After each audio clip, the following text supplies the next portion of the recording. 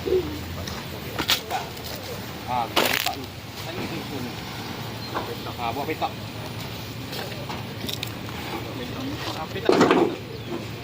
Susun secara petak. Yang petak kita biarkan kosong. Ada dah.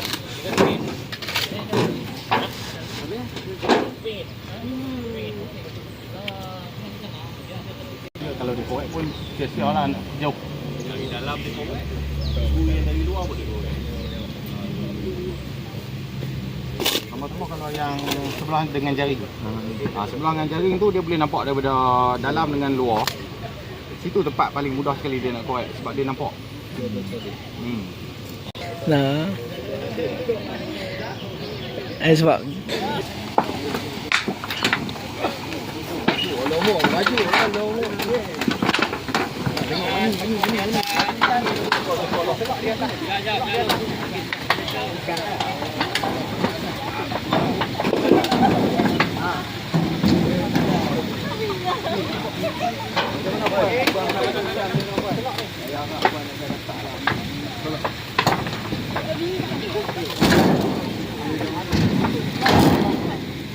angkat sikit.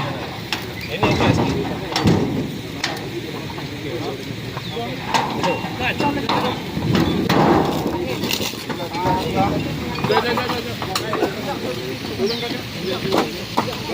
Okey, dia ambil dekat bawah. Ni, bagi dia ni.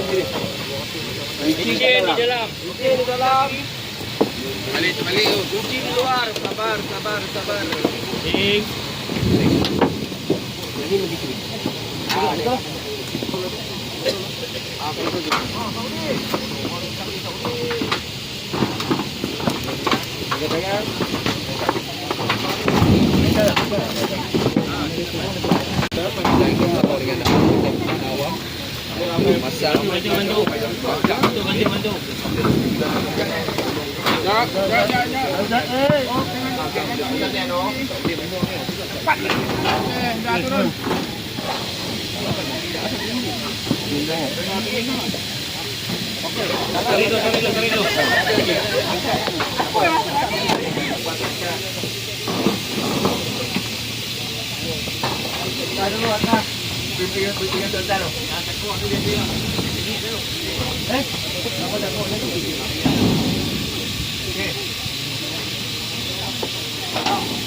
Mam.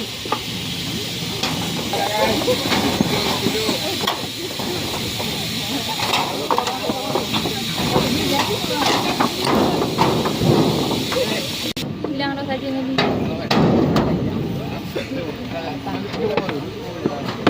saja nak keluar belum? Okey, selesai. Okey, sekarang ni boleh tengok dekat sini. Ya. Okey. Dinding dalam ni dia flat. Lepas tu kita kena pastikan tak ada tempat untuk dia pegang. Ini dulu. Ini baru masuk. Baru ni. Saya kita demo macam mana kita nak buat pulang tak? Keluarkan dia. Ya, kita akan letakkan ada sensor di okey. Ada sensor yang crack.